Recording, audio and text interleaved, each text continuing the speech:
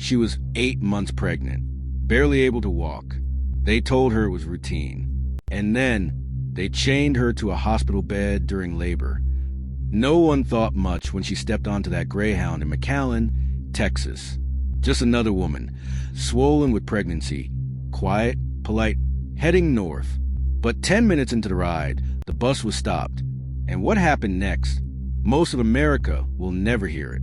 But it changed everything for her, her baby, and the law. In this video, you'll discover how an immigration system ignored humanity, why hospitals said their hands were tied, and the child born behind bars, who sparked a national investigation. This isn't just a story. It's a warning. Her name was Alma Reyes. She was 26. She left Honduras after her brother was gunned down outside their church. She carried the trauma and the child of a man she hadn't heard from since Mexico. She crossed into the U.S. alone, praying for safety, already 6 months pregnant. When Border Patrol detained her the first time, she begged for medical help. They let her go under the condition she'd report back. She did. She always did. Until the day they didn't let her leave. On February 2nd, 2020, Alma was called in for what she thought was a routine IC check-in. She even wore her nicest maternity dress. She packed apples in a Ziploc bag for the trip. She called her cousin to say she'd be back before lunch. But when she arrived, the agent didn't even look at her belly, just at a paper on his desk. "Ma'am, you're not going home today." She didn't understand at first. He told her she had broken parole. She hadn't. They cuffed her, hands behind her back. At 34 weeks pregnant, she was taken to the South Texas detention complex. It was cold, concrete, loud. She was given one thin blanket and no prenatal vitamins. She asked for a doctor. They gave her an aspirin. At night, her bunkmate said Alma would whisper prayers in Spanish, not for herself, but for the baby. 4 days in, she started bleeding. She was rushed to the hospital. 2 armed guards escorted her in. She was placed in a bed, one of her wrists cuffed to the metal railing. The nurse asked the officer, "You're not really going to leave that on during labor, are you?" He didn't answer. Alma cried, but she wasn't in labor yet. They sent her back to the detention center the next morning. The bleeding continued. Tension and injustice rise. 9:30, 12 o'clock. A week later, Alma's water broke. Inside the detention center bathroom, the guards made her walk to the van herself. No stretcher, no rush. Her pants soaked in amniotic fluid. When they arrived, she was 5 centimeters dilated. She was moaning, scared, clutching her belly. The nurse said she needed a translator. There wasn't one available, so they kept speaking in English. The guards never left her side, even when the contractions hit. Alma gave birth at 2:43 a.m. to a baby girl. Her arms were still cuffed during the first push. Only when the doctor insisted, did one wrist get uncuffed. The baby cried. Alma didn't. She was exhausted, broken, silent. When the baby was placed in her arms, she whispered a name, Esperanza. It means hope. But then, the nurse took the baby away, said she couldn't stay. Alma was cuffed again and wheeled into recovery, alone. She asked when she could see her daughter.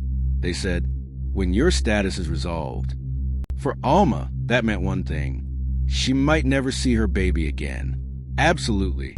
Let's dive into the second act of this powerful true story. Scene opens with silence. News clips flash. Headline scroll. Pregnant woman shackled during labor.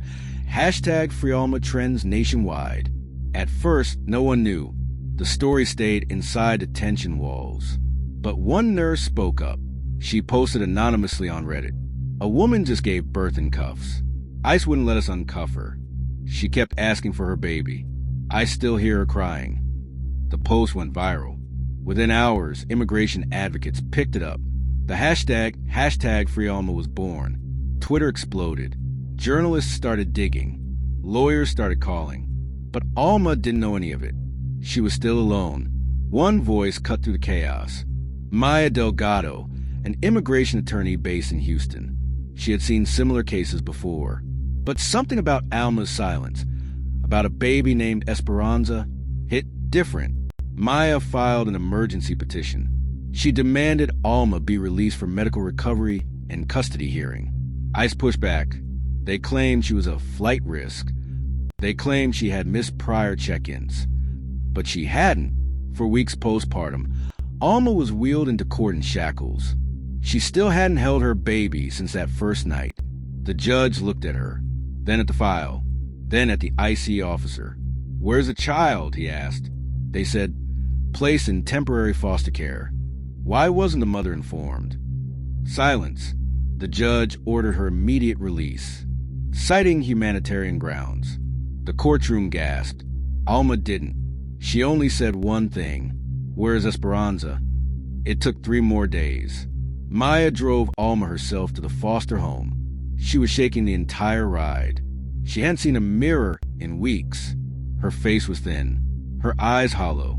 But when they brought out the baby, wrapped in a yellow blanket, Alma smiled. She held her daughter like it was the first breath she'd taken in months, and whispered, "I'm sorry, I'm here now." Alma's story broke national. CNN, NPR, The Washington Post. People were horrified, but this wasn't new. A 2018 investigation found that over 500 women had given birth in IC custody since 2016. Many had been shackled. Some had been separated. Few had been believed. The U.S. Marshal's policy allowed restraints during labor, unless a doctor explicitly objected. Most didn't. Members of Congress launched an inquiry. A bill was proposed, the Stop Shackling and Detaining Pregnant Women Act. But opposition pushed back. They said the policy was necessary for security, that stories like Alma's were exceptions. But how many exceptions does it take to become a pattern? Maya filed a civil suit on Alma's behalf against IC, the detention center, and the private medical provider. The case dragged on, but a year later, a judge ruled in Alma's favor. She received a settlement, but no apology, no policy change immediately. But her case became a landmark citation in future litigation. Today, Alma lives in New Jersey. She works cleaning houses. Every week, she attends English classes at a church basement. Esperanza is now 4. She knows her colors, her shapes, and how to say, "My mom is brave." Alma never talks about detention, but she keeps a worn-out hospital band in a shoebox, next a photo of Esperanza in a yellow onesie. Her case helped spark debate, helped rewrite rules in 3 states. But federally, the policy still allows shackling in certain circumstances. And undocumented women, they still face arrests while pregnant, still get lost in the system.